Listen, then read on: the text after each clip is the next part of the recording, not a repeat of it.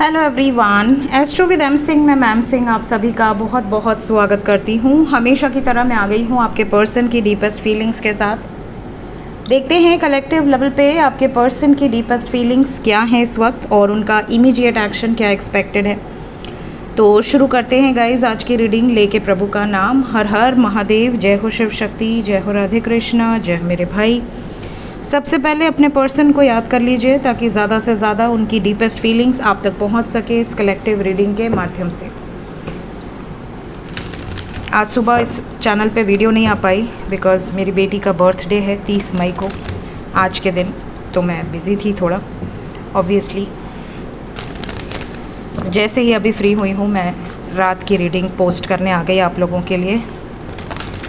दोनों चैनल को फॉलो किया कीजिए, tarot with M Singh, astro with M Singh, ताकि आपको एनर्जी अपडेट मिलती रहे। क्योंकि एस्ट्रो पे अगर स्किप होती है तो टैरो पे पोस्ट हो जाती है, अगर टैरो पे स्किप होती है तो एस्ट्रो पे पोस्ट हो जाती है, मतलब किसी एक पे ज़रूर पोस्ट होती है। शुरू करते हैं आज की रीडिंग। डीपेस्ट फीलिंग्स, जय शिव शक्ति। प्लीज़ गाइड करें मेरे व्यूअर्स, जिस भी व्यक्ति को सोचकर ये रीडिंग देख रहे हैं उस व्यक्ति के सबकॉन्शियस माइंड में क्या चल रहा है। Deepest feelings,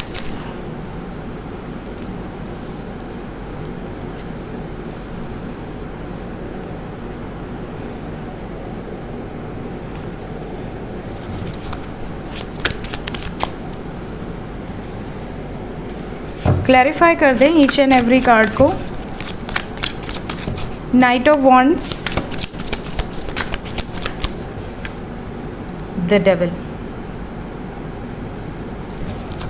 Ace of Pentacles, Nine of Swords, Seven of Cups,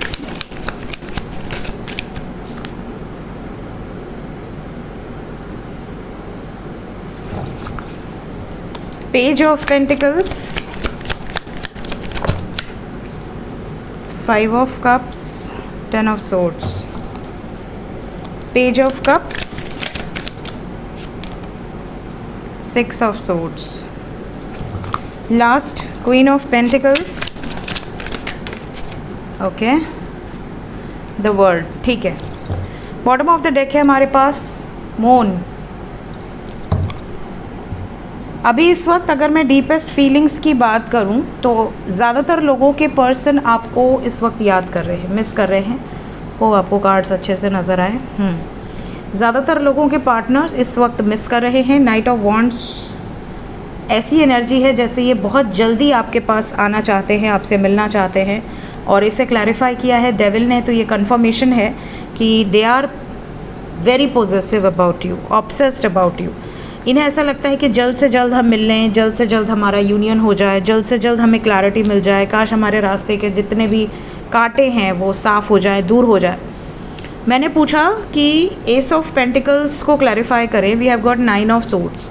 कहीं ना कहीं ये आपको एक लॉन्ग टर्म कमिटमेंट देना चाहते हैं और बहुत जल्द देना चाहते हैं क्योंकि आपसे बहुत प्यार करते हैं, बट ये नहीं दे पा रहे हैं क्योंकि एस ऑफ पेंटिकल्स को सफरिंग ने क्लैरिफाई किया है।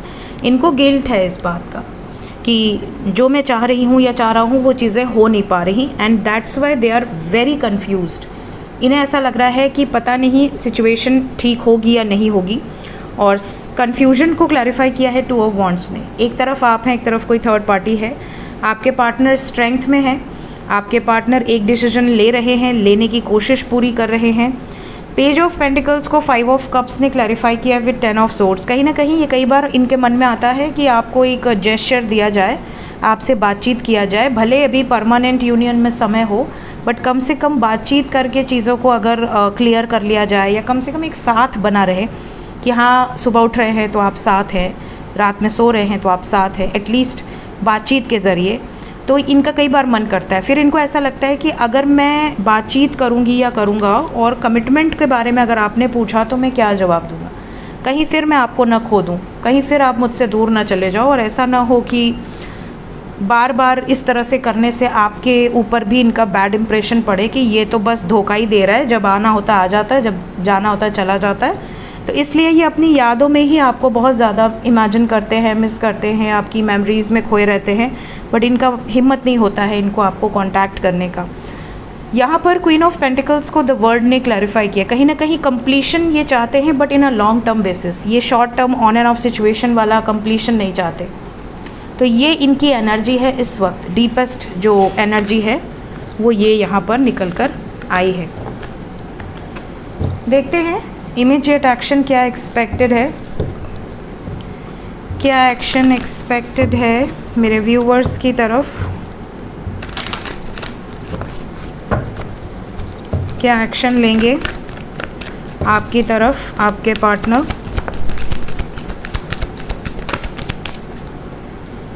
Three of swords, solitude, tower, three of wands, one more card,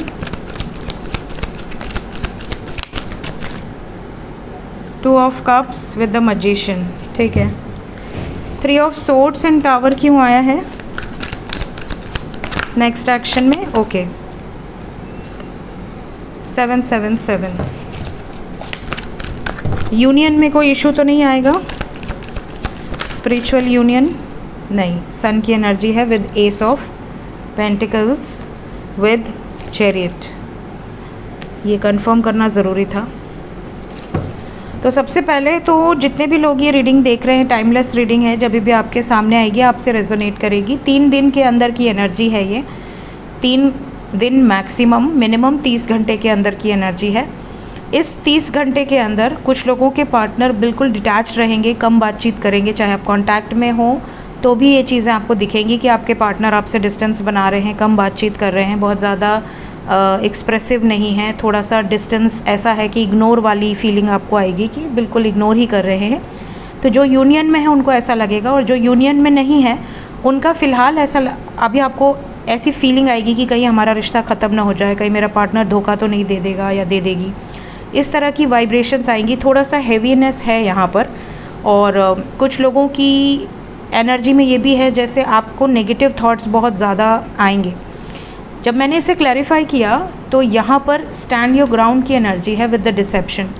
आपके पार्टनर आपसे, आपके लिए स्टैंड लेने वाले हैं, बट ये आपसे छुपाएंगे, आपको बताएंगे नहीं, ये आपको कुछ भी एक्सप्रेस नहीं करेंगे। जब तक ये 100% एक्शन ले नहीं लेते तब तक ये किसी से भी एक्सप्रेस करने के मूड में नहीं है। मैंने पूछा समय लगेगा बट क्या यूनियन होगा? वी हैव गॉट यूनियन की एनर्जी, मतलब यूनियन होगा।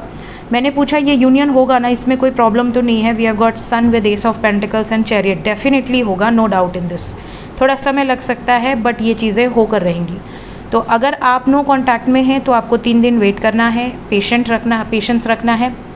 और अगर आप कॉन्टैक्ट में हैं तो एनर्जी थोड़ी सी हैवी है, तो इस तरह आप इस एनर्जी को एज अ वार्निंग ले सकते हैं कि अगर आपने इस टाइम पे पेशेंस नहीं रखा, थोड़ा सा अपने पार्टनर को सॉलिट्यूड में रहने दीजिए, थोड़ा अकेले रहने दीजिए, उनको सोच समझ के निर्णय लेने दीजिए। इस टाइम पे अगर आप बहुत ज़्यादा उनके ऊपर डोमिनेट करने की कोशिश करेंगे तो वो आप पर उल्टा भारी पड़ सकता है, ये एनर्जी है यहाँ पर। एंजल्स क्या बताना चाहते हैं? एंजल्स की तरफ से अपने रिश्ते को अंडरस्टैंड करो, अपने आप को अंडरस्टैंड करो, फोकस ऑन द पॉजिटिव चीज़ों पर ज़्यादा फोकस करो इस टाइम पीरियड में। Same card again we have got this. Learn from your mistake, अपने जो भी मिस्टेक्स आपने की हैं अभी तक इस रिलेशनशिप में उससे सीखिए ताकि आगे वो मिस्टेक्स ना हो। जैसे कई बार मिस्टेक हो जाती है कि आपको पता है कि आपका पार्टनर का मूड अच्छा नहीं है, फिर भी आपने कुछ बोल दिया, कुछ पूछ लिया एंड देन वो आपको ब्लॉक कर दिए। कई बार ऐसा भी होता है कि आपका मूड ठीक नहीं है, आपके पार्टनर पर आप बरस पड़े, जबकि आपने एक बार भी नहीं सोचा कि उनको कैसा लग रहा होगा या वो किस एनर्जी से ऑपरेट कर रहे होंगे। कहीं ऐसा तो नहीं कि वो नाराज़ हो जाए आप पर या ब्लॉक कर दे, आप बिल्कुल बिंदास भड़क जाते हो, बाद में आपको रियलाइज़ होता है कि यार बेफालतू का झगड़ा हो गया। तो इस वक्त आपको अपनी पुरानी गलतियों को ध्यान में रखते हुए ही बातचीत करनी है। अपने दिन को इम्पॉर्टेंस दीजिए, आपका पूरे दिन में आप क्या कर रहे हो, कौन सा ऐसा कार्य कर रहे हो जो आपको डिवाइन के करीब लेकर जा रहा है, या कौन सा ऐसा कार्य कर रहे हो जो आपको असेंड कर रहा है, इस चीज़ पर फोकस कीजिए। अपने आप में रहिए, इस टाइम पे थोड़ा सा सेल्फ लव वाली वाइब्स में रहिए। और जब भी आपको लगे कि आपको डिवाइन प्रेजेंस या डिवाइन गाइडेंस की ज़रूरत है, आप मेडिटेशन कीजिए, आपको डेफिनेटली उसमें कोई ना कोई गाइडेंस, कोई ना कोई आने वाले समय की इंडिकेशन ज़रूर मिलेगी। सो ये आपके लिए अभी इस वक्त के लिए मैसेज है। थोड़ी सी हैवी एनर्जी मुझे फील हो रही है, तो अभी आपकी सिचुएशन अच्छी हो या बुरी हो, आने वाले 30 घंटे थोड़ा सा आपको पेशेंटली हैंडल करनी है चीज़ों को। सो ये थी गाइज अभी इस वक्त आपके पर्सन की energy with some guided messages. मिलते हैं नेक्स्ट रीडिंग में। Till then take care, bye bye.